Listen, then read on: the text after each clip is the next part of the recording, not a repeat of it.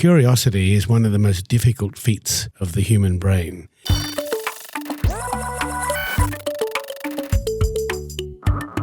Good afternoon. Morry. Morry and Huey. Yes. Fantastic. Episode 2. How thrilling. Fantastic. It was great to talk about so many things in the last episode. CVS to BVS, Yes. X10, of course. Yep. And for the whole week, been in my head. I've been training my brain because I've been telling everyone I've got this new podcast with Michael Hewitt-Gleeson. And they're curious. And they ask, what is it about? And I say, well, it's about the brain and training it daily. And because I just have met so many people this week, I've been training my brain. Fantastically and daily. Good. Well, that's all it is. It's a simple concept, not easy, but simple. But it's doable. And as we go through these episodes, we'll help listeners to get it done. And did you hear my name drop? I said curiosity in the answer. And that is a segue to this conversation today. Today's session about curiosity. I mean, curiosity, most people think of curiosity probably as sort of a cute, sort of motivational thing. It's nice, ask a question here and there, look interested and so on. And on one level, that's fine, sort of a kindergarten level. But curiosity is one of the most difficult feats of the human brain. It can be trained. It requires a lot of training because humans are different. Some people have freckles, some don't. So some are born with more curiosity than others for whatever reason. Yep. But it is a very, very interesting and difficult feat of the human brain because it's all about escaping from your point of view. And the main inclination of the brain, both in biologically and then in the software, in the cultural software we've been taught at school, I'm right, you're wrong, let me tell you why. It's a difficult thing to escape from your point of view in order to search, look for, and find a much better point of view. And that's what we call curiosity. Right. Do you think children get pushed out of curiosity? I think so. I think for I would say obvious reasons, children are more curious because they don't know a lot yet, and they don't know that they know a lot yet. Part of our problem is particularly encouraged at school, understand, which is about getting right answers and avoiding mistakes and getting rewarded for right answers and getting sometimes punished for mistakes, one way or another. So in that environment and being young and being surrounded by adults and others who sort of know more, it would make sense to be curious, to search, to look. And you're risk averse, your parents, of course, warn you about dangers and so on, and that's as it should be. Yeah. But so I do think children, for all those reasons, are more curious, and society, for reasons that seem sensible, do drive curiosity away. So, but the brain is neuroplastic. Yep. It can be trained, and that's one of the things that happens in the arts. It happens in the military. It happens in medicine. It happens in science. Many are where people are taught again to be curious, to think outside their point of view, think outside the box, and to search for other situations, points of view, input, and outcomes, options that may be even better than what one has, and that under the heading of curiosity. There's the great Richard Feynman quote, the great Nobel physicist, who said it's important not to be fooled, and the easiest person to fool are ourselves. Right. Implying that we fool ourselves in a way, that we limit our information, maybe not intentionally, but through maybe bad habits or habits. Yeah, and culture and all the other things. So our brain's job is to come to a point of view quickly. A brain wouldn't be much use to us having evolved in the savannas of Africa when there's a rustle in the bushes. No. You don't want to sit around, wondering, that could be, otherwise you might be lunched to a tiger or so on. So, right. So the brain's main purpose is to solve problems. Yeah. And it does its solutions to problems based on the brain that it has, and then how it's stimulated and so on. It doesn't mean that it solves the actual problem. Yeah. It just creates solutions for problems, which some are better than others. The less options you have, you can argue then the less valuable, the less robust the solution. Yep. The more options you have, And that's what X10 thinking and natural thinking is about, to generate more options. And in life, it's better to have more options than less options. That's right. I've read a couple of books, and the acronym BATNA comes out, BATNA, Best Alternative to a Negotiated Agreement. Yes. And I was explaining to my son, who's 17 in year 12, he's in that window now where he has to decide a part, not the end of his, this isn't the end of all decisions. This is, he's got many, many decisions to come after this, but there is an important decision, what he does after school. Yes. The more BATNAs he has, the more alternatives he has, the stronger his BATNA. Yes. When in a way is back to the X10. He's got not 2 options, go to university or live on the couch at home. Right. But he's got maybe 5 BATNAs, 5 alternatives. So go to university, go to TAFE, get a trade. Have a gap year. Have a gap year, which is one of the thoughts he's having. Even go to China. Yes. Where he was born and learn Chinese, improve. So X10, really. Yes. And when you're young, as he is, you have lots of options, whether you think you do or not. I mean, you've still got plenty of years ahead of you. So if you I can't really afford to take a gap year, well, you can probably afford it more now than at any other time in the future. You might have family and so on later on. So that's right. So yes, that ability to create options, additional options than the one you have, is what part of curiosity. It's not easy. It's possible. And if you're lucky enough to have a dad like you, or someone who encourages you or shows you techniques or little algorithms or things to do it, we use CVS to BVS, current view of the situation, switch to better view of the situation. And I think we looked at last episode, the basic law of thinking is that the current view of the situation can never be equal to the better view of the situation. That's right. And we shorten that into CVS, current view of the situation, can never be equal to BVS. Right. And so, and then we use also multiply the CVS by 10 in order to search, in order to escape and be curious to find that X10 CVS options. And when you look, you find, and as a cognitive skill, the more you practice it, the better you are at it. Now, a lot of people go, well, CVS is kind of status quo. It's like autopilot. And people like myself, I get very frustrated when I work with people who are constantly in the CVS and you try to push them out into a BVS. Yes. But they've just got this autopilot. This is the way it is. This is the way it's always going to be. Is there any advice you give, apart from slipping your book across the table and saying, read this? How do we get people out of that CVS? Well, you can't necessarily, because, I mean, that's their brain. Their brain is telling them what to do. They see the world the way they see it. I don't think there's a lot of value in arguments and that. I mean, it'd be fun to a certain extent. I don't think it changes anybody's mind. I mean, that's their CVS. They do see the world the way they see it.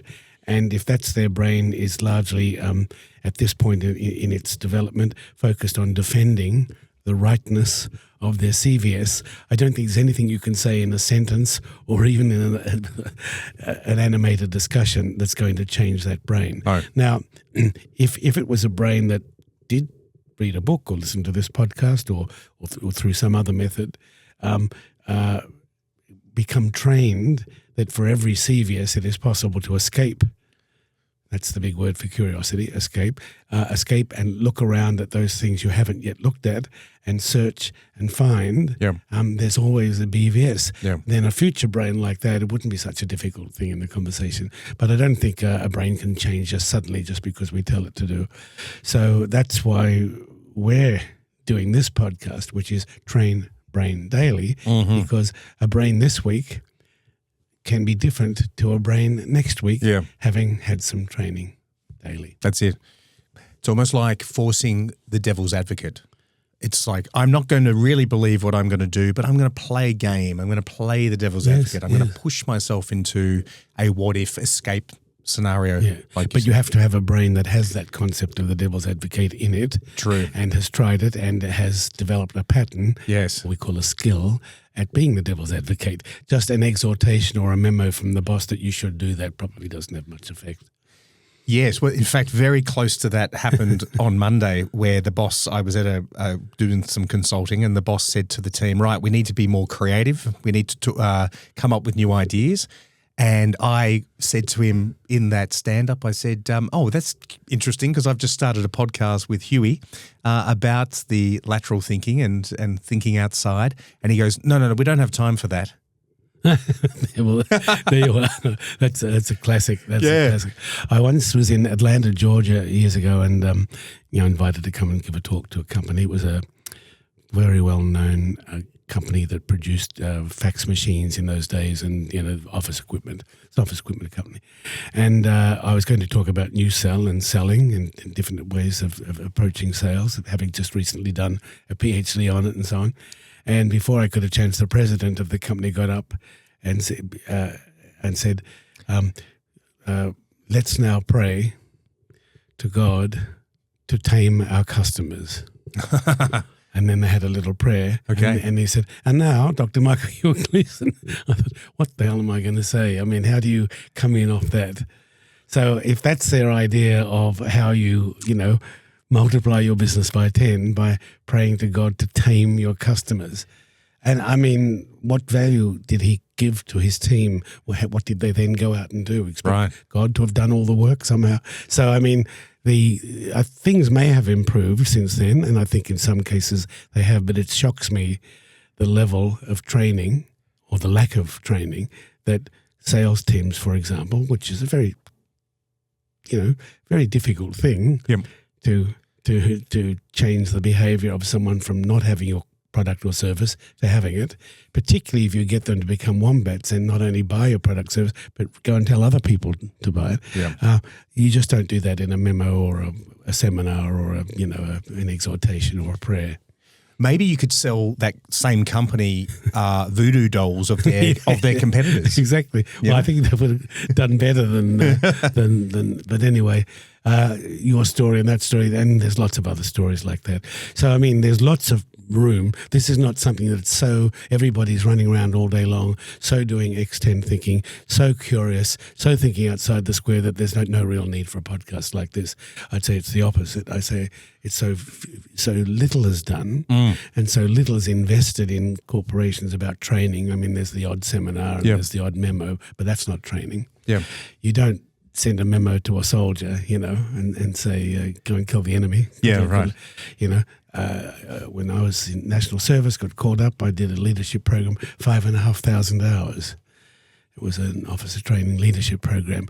Or you don't just send a memo or have a seminar on ejecting from an aeroplane. And I'm sure in the arts, in becoming a concert pianist or in the dancing studio or painting and so on, it's not a matter of here's your book on go and be a concert pianist. Yeah. Although it's often approached that way in organisations, not in the arts, but in where a very, very little attention is paid to training. I mean, we do a little bit because we have to, but let's get on with our business and let's get on with the work. It seems as if it's a distraction. The best way to multiply your business by 10 is to multiply your training by 10 of the people on the payroll. Sure. And training is, again, back to episode 1, was how we met. Yes. I ran a training company in China, but you mentioned just a moment ago, new sales, the new sell. And that was something I believe in this, I've got to meet this guy. Specifically, you said that there's nothing that the third person, the salesperson, can do to change the mind of the customer or the potential customer, that it is actually the potential customer who turns from not buy to buy, from no to yes, to not accept to accept. That's a chemical spark. Yes. Dopamine across a barrier. Prefrontal cortex, yes. Right. Membrane. That there's nothing I can say that can physically change that. No. It all happens within the brain of the subject that we're talking to. Yes. And I went, of course. And if you realize that there's nothing really you can do to change and persuade, that it all happens internally in the customer, then the focus of new sales isn't about ABC, always be closing. It's always be starting. Yes. And that was what I got my PhD for. The traditional American approach to selling, which is still used, we had a Royal Commission here because of the banking and finance industry was using that American model and cheating customers and so on. And a pity that we copy Americans in that approach. And when I say Americans, I mean the American tradition of selling, which is the salesperson closes the sale, which, as you've pointed out, that is not possible. It's the customer that closes the sale. That's right. But there was a very interesting insight. What happens is when in those days, and a lot of it's online now, but in those days when a salesperson left the office and went out on a sales call, when they came back to the office, what is the first thing the sales manager said to them when they come back? Did you close the deal? Did you get the sale? Did you? Yeah. And that single question I showed in my research was the reason for the main failure of sales, because the behavior that led to, because you cannot close the sale, the customer closes the sale. Yeah. But what you can get is you can get either a no or a yes, and so you bank the yeses and then you get on with the no's.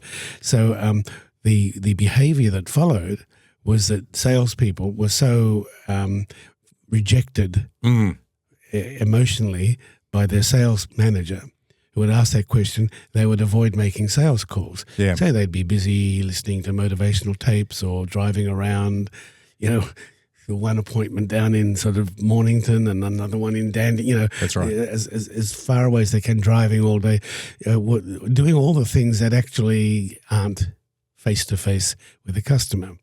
When we got into companies, and we did work with ANZ and a number of different companies, we said, your job is not to close the sale.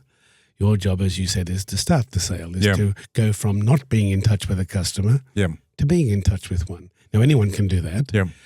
So when they came back to the office, to the sales manager, we taught the sales manager not to say, did you close the sale, but did you contact a customer? Did you meet with someone? So therefore the answer was always yes. And so calls went up, customer contacts went up. And if customer contacts go up, well, you get both more no's and more yeses. That's right. You bank the yeses and you learn from the no's. And we got quite dramatic results just by changing that question that the manager asked. And there are similar situations where parents ask certain questions to children, or teachers do, or so on, or coaches do, which seem to make sense in the old ways, but if you change the question, you get a completely different behavior. Yeah. All of those collectively you would call check. Yeah, we were using the model of chess. That's right. So in chess, there's, you check, and then if the king or queen escapes from check, you check them again. Yep. And if the king can't escape, it's checkmate. Checkmate. It's a deal. It's a sale. Yeah. So what we focused on is not going from check to checkmate, but going from uncheck. When you're not even playing the game, that's right, you're hiding in the office, you on your computer, or you're afraid to pick up the phone, or you're doing all of the things that one can do other than contact the customer. Yeah. We call that uncheck. Yeah. And in uncheck, it is physically impossible for a customer to say yes because you're not in touch with them. That's right. But if you escape from uncheck to check, then the customer must say yes or no. Yep. And both of those are good. The yeses are obviously good, and the no's are like an experiment where you learn from it and then you roll it into the next experiment. But the main thing then, the number of customer contacts went up. Yep. The other side benefit was that customers prefer that type of selling, that they don't like the high-pressure closing, sort of thing. They certainly don't recommend you to their friends, no, and to their best friends and to their best contacts. They don't want to put them in that position, so you don't get what I call the wombat effect, the word of mouth buy and tell. I buy something, and then I tell you by word of mouth how pleased I was. Yeah. So what we want, if you want to multiply your selling by 10, you want to multiply your wombats by 10, the number of customers that are out there bringing you additional customers. But if your behavior in dealing with them is something they don't like, they're not going to do that. But if you use the type of strategy that they like, which is contacting them, listening to what they want, helping them with their needs rather than just trying to close the deal, then you get an entirely different. So the salespeople are happier, the customers are happier, and the shareholders are happier. Absolutely. The and I've lived by this mantra. In fact, I believe we even had a conversation where I had built a CRM system, customer relationship management system, where I codified or qualified. You added points to the system. Yeah. So a phone call, I think the email was 1 point. A phone call out was 5 points. Yes. If a customer called us, we gave them credit, but we gave them more credit. We gave them 7 points. Yes. Because if a customer is calling you, they want to talk to you. Absolutely. If I call the customer, there's no guarantee they want to speak to me. And then a networking event was, from memory, it was 15 points. Right. Not as good as a one-on-one face-to-face, which was 20 points. Sure. And then in any given rolling 30 days, you had to maintain 1,000 points. Yes. And so you're essentially aiming every day to get X number of points. Yes. Obviously, you don't work on the weekends. You can if you want, but and you'll get the credit. And so we would have this worm, like the cricket worm, really, that would be up and down. You know, maybe you have a sick day, or maybe it's public holidays and whatnot. But ultimately, you wanted to be above that 1,000. So I could just come up to the sales team and say, well, two things. I would say, hey, you're below 1,000. And they knew exactly what that meant. They knew they had to go out there and check the customer.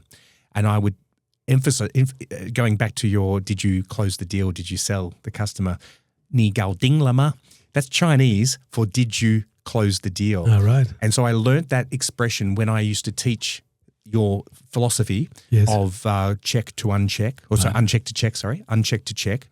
And so I learnt the Chinese equivalent of always be closing, ABC. Right. Ni, you, gao dingla, hit the nail down. Yes.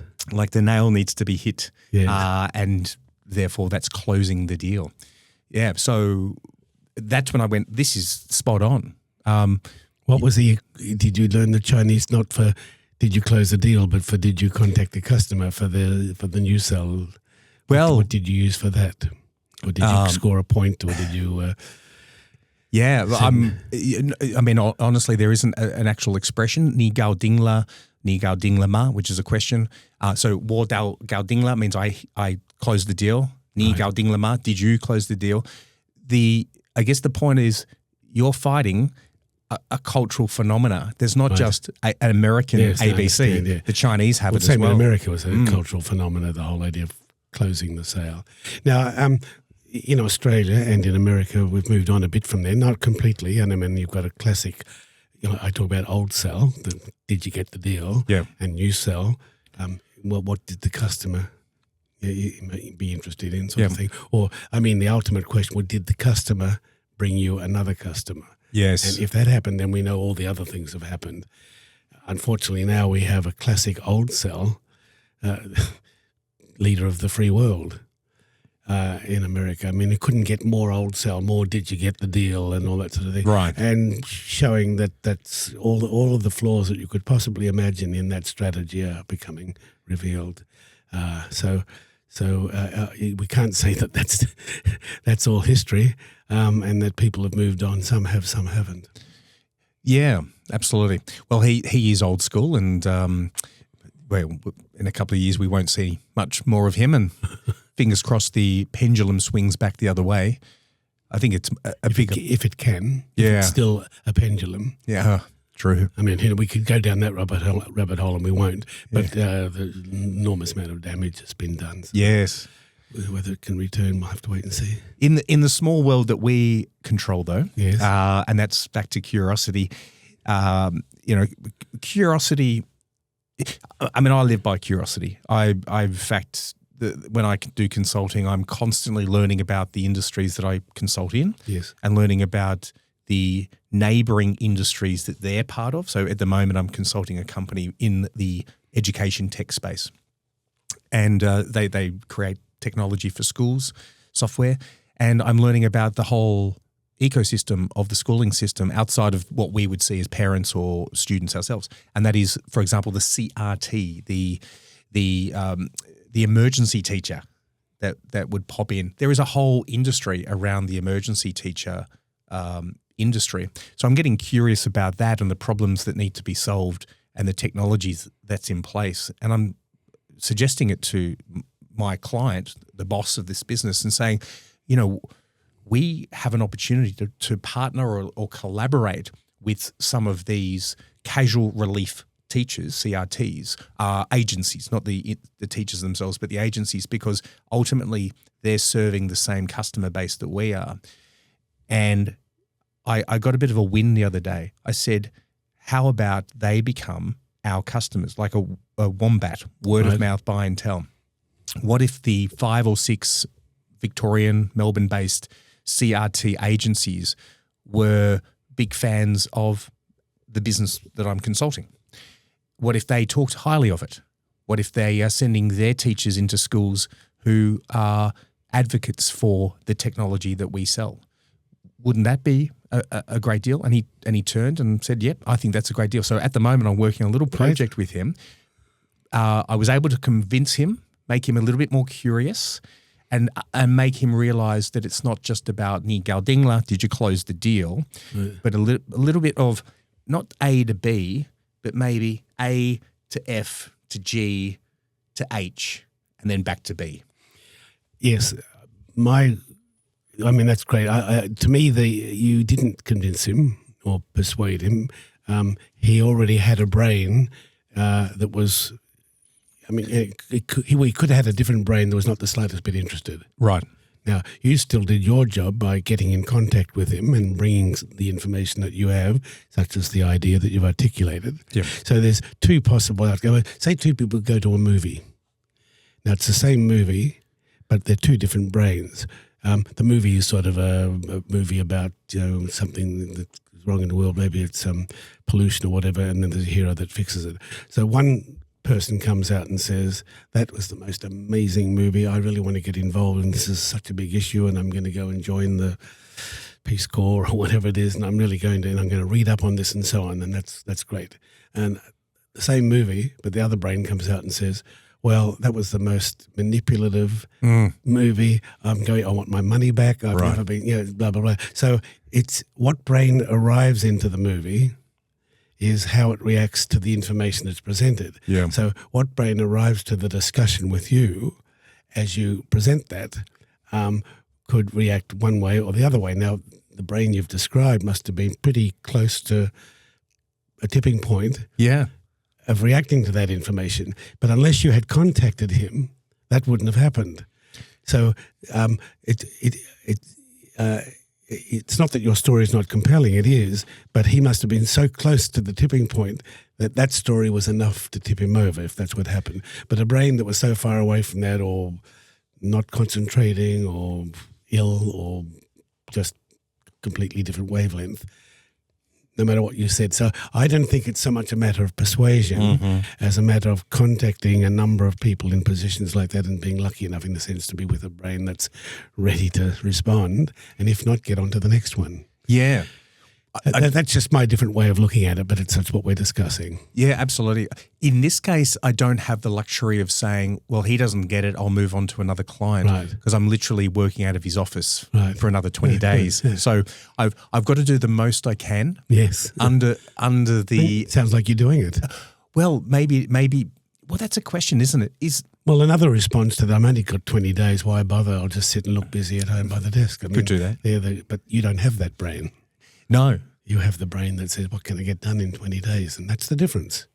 Well, that's right. You can't change one brain to another brain suddenly with a thing, but you can have a strategy that gets you out there meeting the brains that are more likely to be interested in what you've got to say. In a way, get them to escape. Yeah. Right? To persuade them that their current view of the situation. Yeah. And that might be, the problem there may be the individual may be very stubborn. Stuck in their ways, old dog. Well, leopards. they're the words we use. They just may have a brain that is what it is. How did you get the kind of brain that made you just not available to this idea? Yeah. Another one, how did you get the kind of brain that makes you, wow, I've been waiting for this. I often sometimes tell the story in New York when we had the very first meeting, the idea with School of Thinking. We wanted to get thinking taught on the school curriculum as a school subject. That was the mission of the School of Thinking. So I had the very first meeting. It was December 1979. I hired a hotel in New York, near Penn Station. I put ads in the New York Times in the education section for teachers because I logically thought, oh, teachers will love this, I was still learning. Yeah. And on this particular meeting on the first night, about 100 teachers showed up.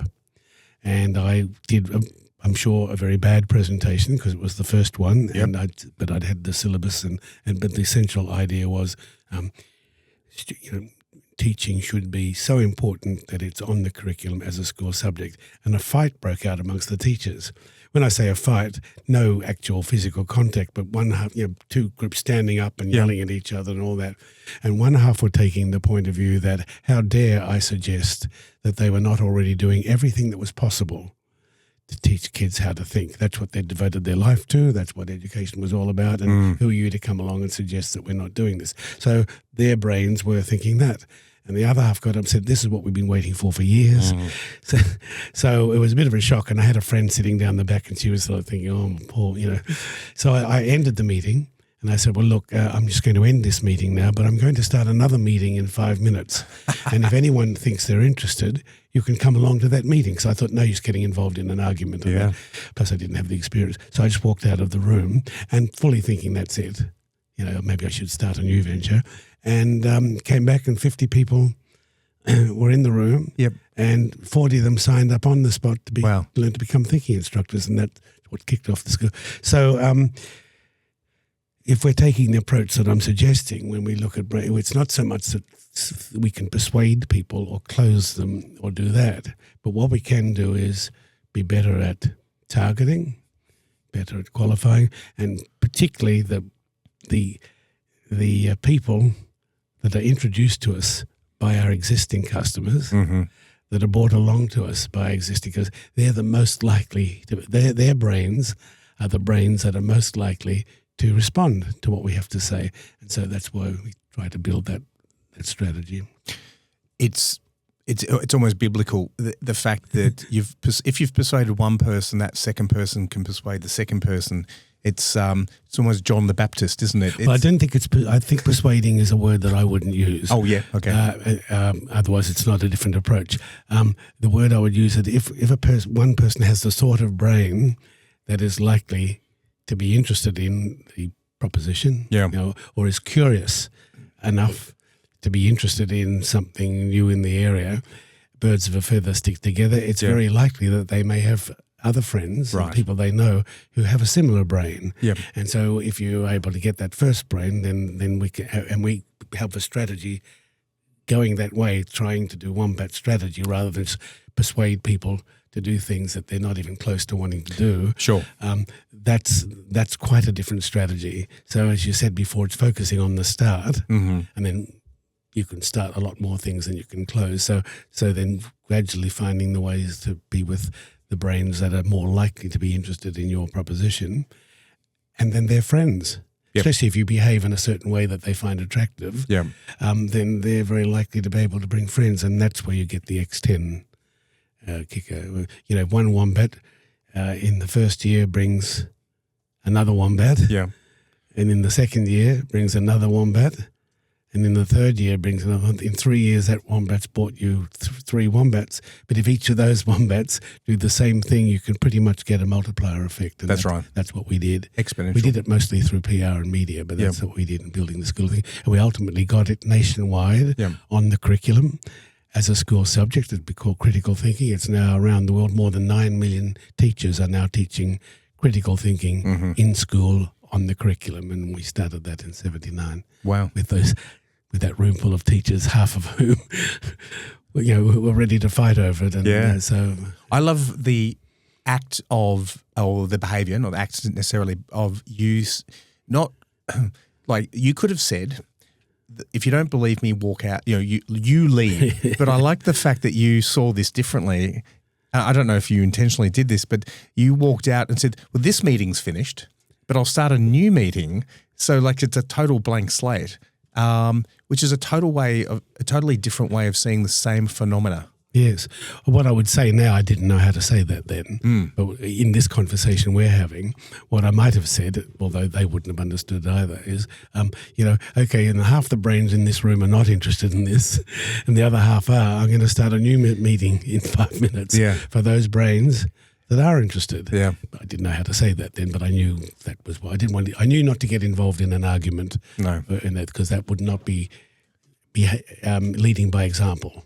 Yeah, that's not what a thinker would do. So anyway, that's just a war story.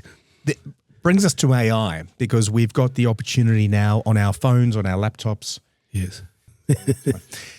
So I need to point it out, if I may. There is a dog. There is a dog in the studio, and we've possibly just seen its brain evolve. Yeah. It has just solved how to get out of the studio. Was that the first time? First time. Yes. It's a door that self-closes. Yes. It's a very heavy door. Yes. And it hasn't hurt itself. And it has exited the studio successfully, and it has essentially gone X10, really. It's gone, that didn't work, that didn't work, that didn't work, didn't give up, that didn't work. Yeah. Finally, different technique, and it's worked.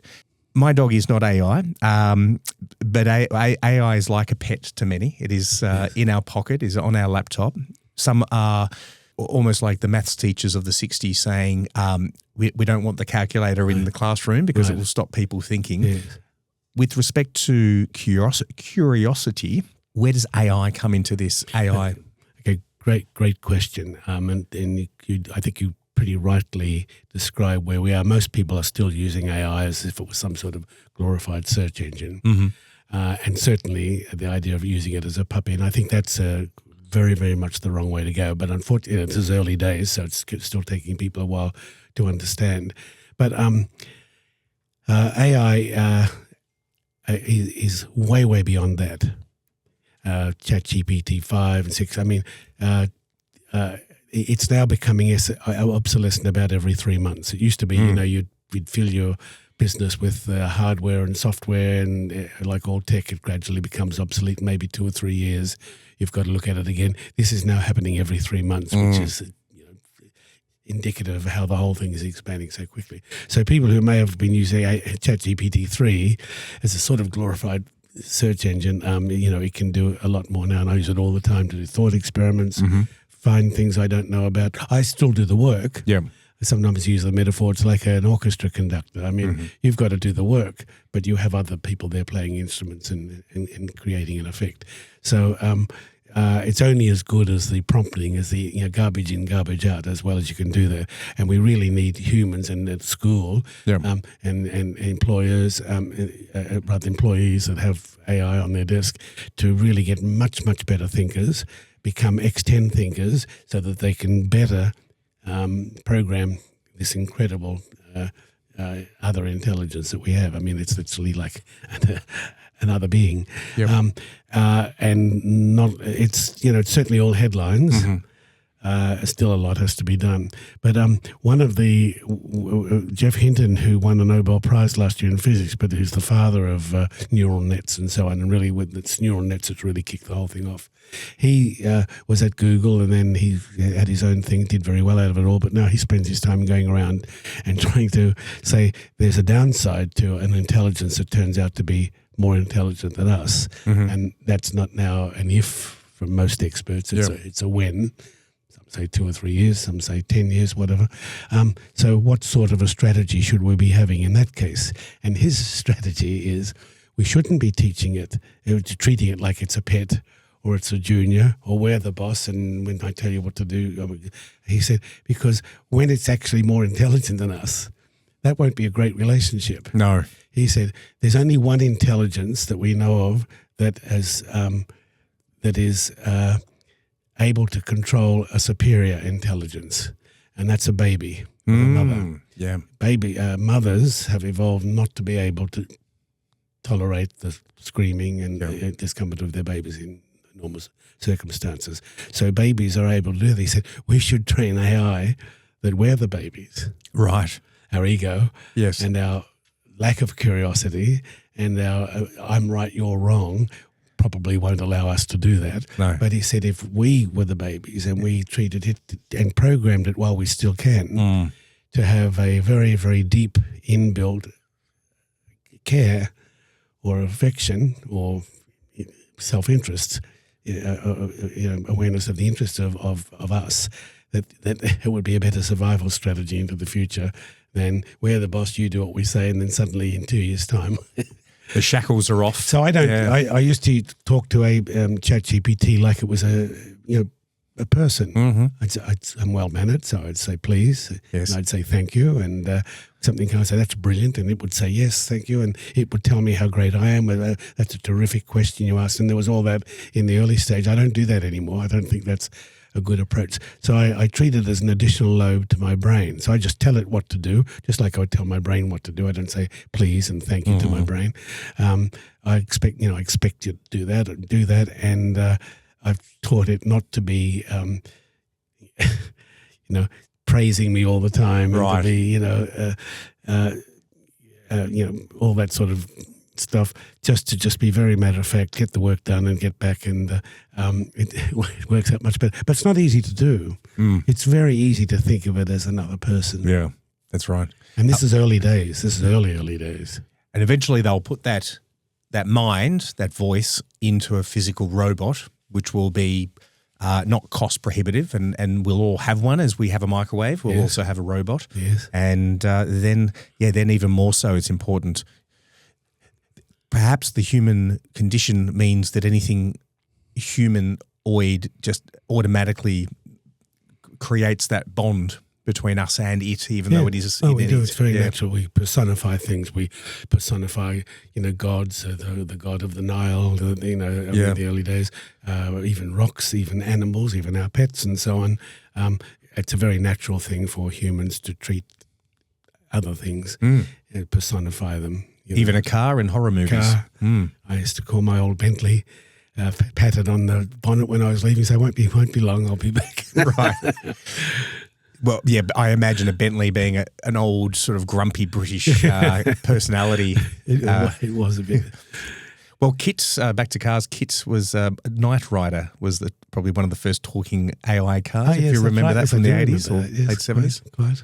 Now, this kind of brings us to some of the clients you've worked with. You've worked with Olympic coaches, CEOs, entrepreneurs like myself. Yes. Put myself in that camp. Back to curiosity, has there been any cases that a outcome has completely shifted because curiosity was employed, and if it hadn't been, it could have turned into ruin? Yes. Oh, lots of it. In fact, in most cases where I've really worked with a client, sometimes you're just invited to come in and do a lecture, and that, I get my fee, which is good, so I can live. They get a stimulating lecture, but it probably doesn't change anything. You've probably got to do 10, 20, 100 hours to train a brain or an AI to do stuff. But I have had clients like that, as we talked last week about General Electric. There were a lot of examples there where that happened. In any case where we do get in and really get to, the CEO is serious and says, we really do want to change. I'll give you an example. And almost in every case there are examples, otherwise nothing would have happened. No. And we're, again, defining curiosity as the ability to escape from your point of view in order to look for a better point of view, not just sort of drawing little pictures on the wall and sticking little tabs and having little interesting things for half an hour. So it's a real change in the programming of your brain, and that may take, in the military that's what they taught you to do. Mm-hmm. We were just drawn out of a hat, so we weren't like potential soldiers. We were just, but you were taught how to look into the jungle, whereas normally you just see the jungle as a sort of the surface. But they taught perceptually how to look in, and you could only see about an extra 2 feet, but you could go from just seeing the surface into how to see at night, how to broaden our peripheral vision. Actual perceptual skills, but through drills, how to obey commands on a drill is not just because someone says it, but because you practiced how to lay an ambush, what to do in the event of an ambush, how to eject from an airplane. So all those things require hours and hours and hours of practice and repetition and rehearsal. Same with the arts, of course, anyway, lots of stories. So in this particular case, what one was I going to hear? Oh, yes, it was a big pharmaceutical company, Ciba-Geigy, 100-year-old company, huge, enormous company. and they had a new CEO, Dr. Quaylen, and he was a real, like a Jack Welch. He was one of those CEOs who really wanted to get things done. And he said, I want to make my executives more entrepreneurial. And we'd done a bit of work with him and said, I mean, are you really serious about this, or is it just sort of going to be a flavour of the month thing? And he said, no, I'm really serious. I want this. I know that's what the company needs. And he got it. In other words, he had a brain that was ready to go. Right. So, and he'd got the job. So we said, okay, so we started what was called a mistake audit. And, you know, every quarter executives in organizations have to hand in their report for the quarter and their projections for the next quarter, you know, various paperwork, pass it up the line and so on. So in addition to their normal reports and projections, they had to do a mistake audit. And the mistake audit was a sheet of paper with a line down the middle. And on one side it said, these are the mistakes I made this quarter. And on the other side it said, these are the mistakes I intend to make next quarter. Right. And they were given a mistake budget. Okay. Now, it wasn't a lot of money, but it showed that the boss was willing to put his money where his mouth was, and they could try things. They didn't have to try it out of their operational budget. They could try it out of their mistake budget. Wow. And so that was a complete change, because what we wanted to change was the culture of the organization, where whatever you do, don't make a mistake, because you'll be the guy who did that mistake, you know, and so on. And so it's all very well, and a memo doesn't change that. But when you do something like this, you can change the culture. So now mistakes were valuable. Mistakes were a good thing. Obviously, you have to manage them like anything else, but they're a good thing. And so I was still based in New York then, but I was visiting Sydney. And I spoke to the manager there. He said, "Oh, geez, this is a pain in the bum. You know, what am I going to do? We haven't filled in. You can't send in a blank sheet of paper. So look, let's just try that. That won't work. Oh, damn, it worked. Right. And so all this sort of thing started up. The willingness to try things, to get things done, and that changed the whole culture of Ciba Geigy. And that's an example of what can be done. And there are plenty of other examples. Yeah, it totally removed the risk, which was the issue there. The fear of mistakes, rather than the value of mistakes. And if you could, you know, you can't change that in a memo. No. But have the mistake audit, in particular, not just the mistakes I made this quarter, because that's like, you know, that's like being checked up on. But these are the mistakes I intend to make next quarter. Now, if your boss intends you to make mistakes, well, you know, if you want to keep your job, you do what your boss wants. Plus, he's giving you some dollars. So it had a huge impact, changed things, many things, and the return on the investment, the return on thinking, the return on innovation and so on was huge. And we've done different types of programs. I did one with 24 hospitals for my PhD, 40,000 hospital employees to come up with bad ideas. It was in 1 month. We had bad month. And everyone in the 24 hospitals that were involved, and 24 hospitals had never done anything together in New York before. But this is 1980. Because I did this for my PhD. This is my PhD project, lateral thinking. So they had to come up with a bad idea, or they were invited. It was voluntary, so they were invited to come up with a bad idea. And a bad idea was an idea that would save, looking at their own job, of which they were the world expert, that would save the hospital $1 a month. Sorry, $1 a day. $1 a day. BAD. $1 a day. So it had the fun of being a bad idea. You didn't have to come up with a good idea, which, I might not be able to think of a good idea. You had to come up with a bad idea, so it had that element of humor.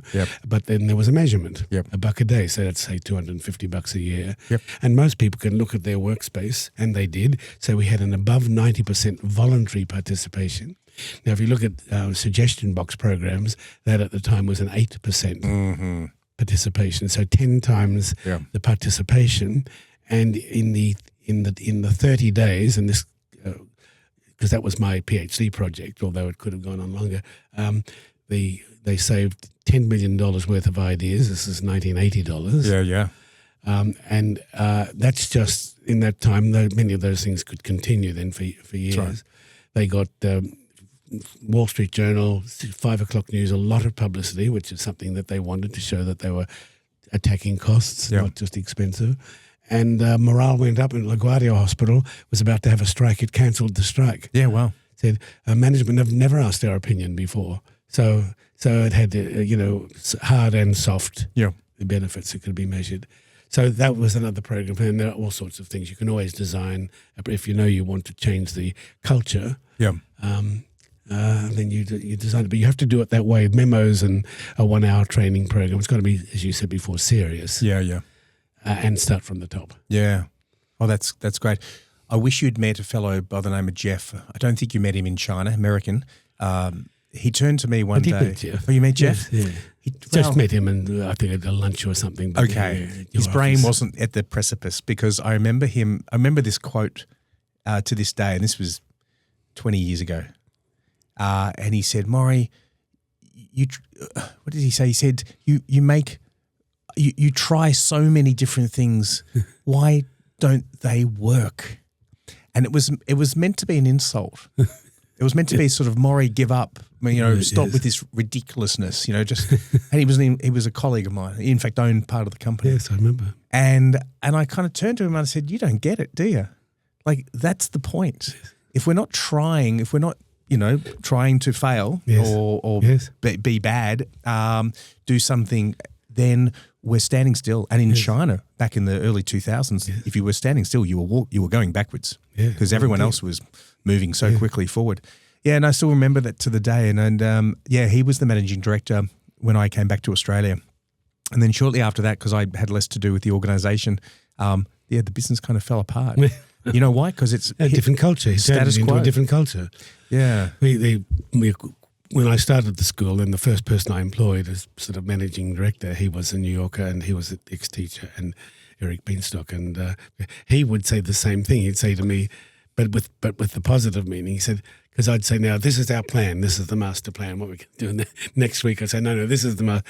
And he said, what's the master plan this week? Right. And laughing and enjoying it and realising we were practising what we preached. So the difference in the two different brains, same kind of scenario, one getting it and one not getting it or not ready to get it yet. Yeah. Nothing much you can do. So, just because I know we're both in when I'm talking about a corporation, what I'm talking about is return on payroll. Yep. One of the biggest things that companies expense is every month the monthly payroll. Yep. There's not a lot they can do about it other than firing people. No. And so, regrettably, sometimes even that has to happen. But how do you get return on payroll? And rather than going out and hiring more expensive people, the best way to do it is to get the people that are on the payroll to be much better thinkers. That's right. It's the best investment you could make, and it might just take 10 hours. Yeah. Where it would put them competitively in a much better position than their competitors. 100 hours would even be better. But and so what we were able to show, give us any metric that you're in, anything that you're measuring, and whether it's sales, whether it's cutting costs like in the hospitals or something, whatever, because there are metrics. And let's look at how we can multiply that metric by 10 rather than let's teach your people how to think because they're not interested in that. Yeah. But yes, how can we multiply that metric by 10? Return on payroll, and then make the shareholders happy, and that's what we would do. And that's I could train the people, teach them how to be curious, how to develop options that they don't have, and then you can choose. I was at a lunch yesterday where it was sort of a gentleman's lunch, so all the people retired, but each one had been a vice chancellor of a university, another one big in advertising, another one. The chap I'm going to mention was in finance, ran a big bank, so on. And we were just chatting and enjoying company. And he said, I'm not into AI yet, but I think I should. And he'd heard me talk about it, so he was sort of pumping me for information. And I said, here, I'll just give you one idea, but you must get into it. Because you'll love it once you sort of learn how to really work it. So most people are treating it as just sort of a search engine. So they come to AI with a problem or maybe an opportunity where they want to explore, but just something requiring a solution. And they type in their prompt and then they say, solve that for me. And so AI comes back with a nice, neat solution because after all, it's read everything on the topic. Yeah. It knows everything. So it comes back with something better than what you're thinking of. So I said the tip is, don't ask it for a solution, ask it for 10 solutions, next 10. And his eyebrows shot up because it just didn't occur to him you could ask AI for 10 things because you couldn't ask a human. No. Humans maybe come up with 3, the odd one maybe 4, and that's it. And we've tested this for 40 years, so I know that.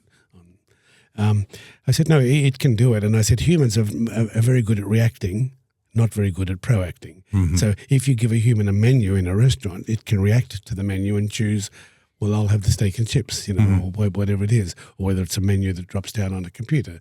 This is what I want to do.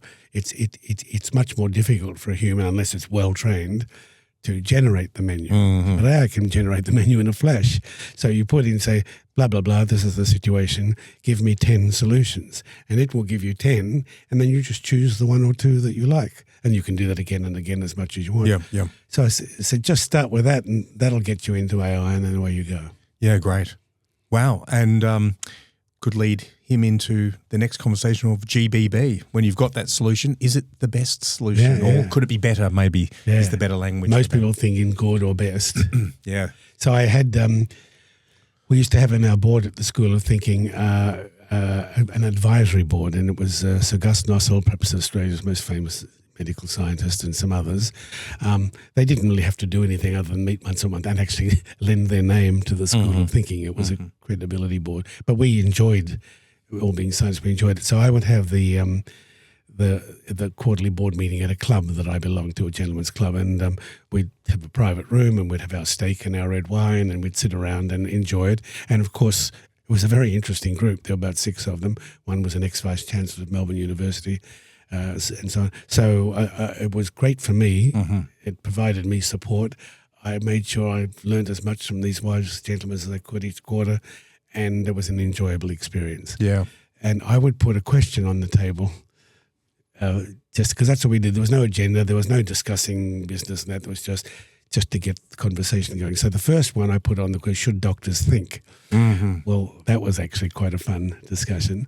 But my favourite one, as I put on, was what would you prefer, the right diagnosis or a better diagnosis? And that really got a fantastic discussion going because Sir Gus came out and revealed the percentage of diagnoses that are incorrect in medicine, and it was above 10%. Yeah, that they accept as a standard, human thing. So that led to how one could do better diagnosis. But when you have the right diagnosis, there's nowhere else to go. No. So once the brain is convinced, for whatever reason, whether it's in a book or whether it's what you're taught or whether it's what you think, that you have the right answer, if you're using right and wrong, then once you're right, that's the end of the line. There is nowhere else to go, because after all, you're right. And so your brain switches to defense. Yeah. And then if you're smart, if you're intelligent, you have a lot of experience, you're very good at defending the rightness of your point of view. And we mentioned last week what it's like in the parliament. We're right, you're wrong. No, we're right, you're wrong. And nothing goes anywhere. But if you then have the opportunity of looking for a better diagnosis, which is what medical research is all about anyway, then you're free to be curious and to explore and to generate options and to experiment and so on, and to progress. And that is, of course, the march of science. Science is not about being right. It's about being curious. I think that's an excellent place to end. Curiosity. And clearly anyone listening to this podcast has the right frame of brain. Yes. How did they get the kind of brain that brought them to this podcast? Fantastic. Well, they're in the right place. And they go out and get your friends. That's right. Wombat Cell, please. We word of mouth, buy and tell. You were the original influencer, Huey, weren't you? The influencer as in the social media influencing. Wombat selling is ultimately influence. Yeah, that's true. That's right. True. Wonderful. Well, this is episode 2 of Train.Brain.Daily. Thank you again. Next, we're going to get into the intelligence trap next week, which is one of my favourites and yours. I look very much forward to this. Thank you very much. Thanks a lot, Morry.